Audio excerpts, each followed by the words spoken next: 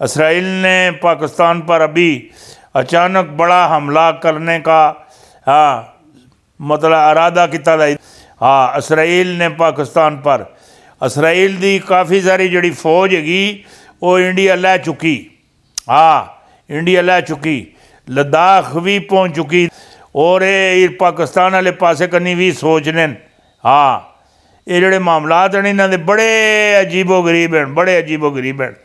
हाँ, आलमी अदालत का हैरान कुन फैसला, दुनिया हिल गई लगातार। छतरोल भारत बहुत तीर गया। कप्तान की नकल मोदी फेल, कप्तान की नकल मोदी फेल। कप्तान की नकल हो जिस तरह मैं नहीं आखदा इसे पता ही नहीं मोदी हो। अल्लाह दे बंदे की करने बदरी 313 हाय हाय हाय हाय हाय हाय हाय। उन्होंने पूरा जत्था, पूरा काफिला, पूरा सहाबा, पूरा लश्कर वो मकबूजा कश्मीर पहुँच चुकिया। पहुँच पूरा जंगल उन्हें घमका के रख दिता। पूरा जंगल घा विच लाशां ही लाशां, लाशां ही लाशां।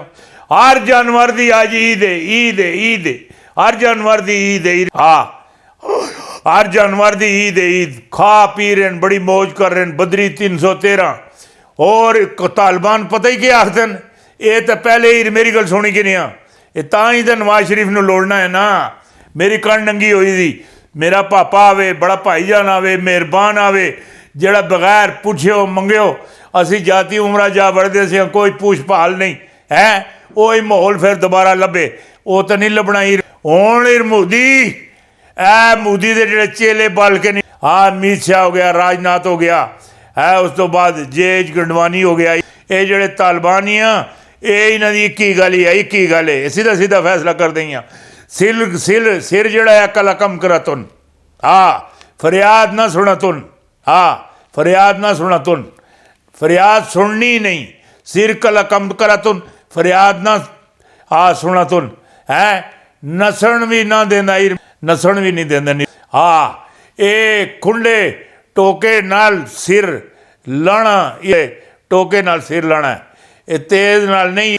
हाथ भी टुकने, लत्तां भी टुकनियां। मोदी दियां, अमित शाह दियां, राजनाथ दियां, LK अडवाणी दियां, जेड़े इन्हां दे फौजी है उन्होंने सारे दे जेड़े सिर कला कम करा तुन, फरियाद ना सुना तुन, माफ़ी ना देना तुन, फरियाद ना सुना तुन, लटका देना तुन। हाँ, जेड़ा भी है इसनों लटका दियो, फड़का दियो। इधर मेरी गल सुनी कि नहीं। हाँ, ये पेट्रोल सट के इन्होंने अग लाना तुन, ये नहीं छोड़ने तुहानू। जिहड़ी चीज़ नज़र आती, खौफजदा मोदी सरकार अमरीका को अड्डे देगा तो सिर कला कम करा तुन। हाँ, अफगानी लश्कर का डर, जंगी तैयारियां रूज पर है।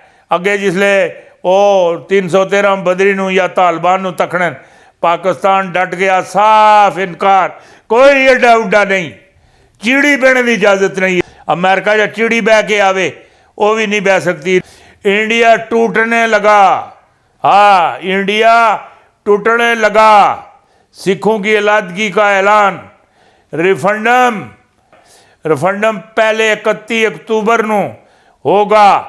हुण जिहड़ा है ये जिहड़ा 26 नवंबर है इसनू फिर दोबारा रेफरेंडम, फिर उस तो बाद 28 दिसंबर फिर दोबारा आई। मेरी गल सुनी कि नहीं, रेफरेंडम है। खालिस्तान का नक्शा जारी तमाम मुल्कों को भेज दिता है। हुण मोदी आप बंदूक इनके बाहर निकल आए, आप बंदूक इनके। हाँ, हमें इंज कर सा, तू के कर से है, तेरी अखां खराब, एवं को नाली टैसे। हाँ, अमेरिका, रूस, जर्मनी के सफ़ीर मुल्क से बदर। हाँ, पाकिस्तान HO9 डिफेंस सिस्टम से हमको डर लगता है। अमेरिका दुश्मन तारीफ़ों करने पर मजबूर हो गया। हाँ, भारत पाकिस्तान के सामने बच्चा है, बच्चा उदय अमेरिका के जनरल आखते हैं, बच्चा है, बच्चा। पुराने पाकिस्तान को एशिया KING बना दिया है, अमरीकी जर्नल का दावा। ये बड़े मामलात होने चले लगे हैं। बैंक ऑफ अमेरिका का ख़तरनाक ऐलान, तेल की कीमतें जून तक $120 फी बैरल तक चली जाएंगी। भारत, अमेरिका, जापान की अरब मुल्कों को तेल की कीमत कम करने की धमकी, कोई कीमत कम नहीं होगी। सऊदीया का जवाब, सऊदीया का जवाब कोई कम नहीं। माओ बागियों ने 22 फौजी मार दिए हैं। माओ बागियों का 40% भारत पर कब्जा, खालिस्तान आज़ाद। एक और कामयाबी, कश्मीर पर हमला। जनरल बाजवा पार्लियामेंट पहुँच गए। ये बड़े मामलात हैं। पाकिस्तान ने प्रोजेक्ट अज़म की रकम रोक दी। S-400 सिस्टम खरीद लिया। आर्मी के पास खुफिया किस्म के खतरनाक हथियार। बड़ी रिपोर्ट जारी। ये तो पता ही नहीं।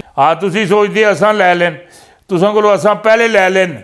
सलुकती नहीं होंदी चिंगारी, जिसले सारियां चीज़ां जल जुल जावन विच एक चिंगारी टिकी रहिंदी। सलुकती आखदे उसो। आग भड़कती उठ रही है। पंजशेर में लड़ाई फिर शुरू। शुमाली इत्तेहाद वालों ने तालिबान का टैंक उड़ा दिया। भारतीय मीडिया खुशी से नहाल।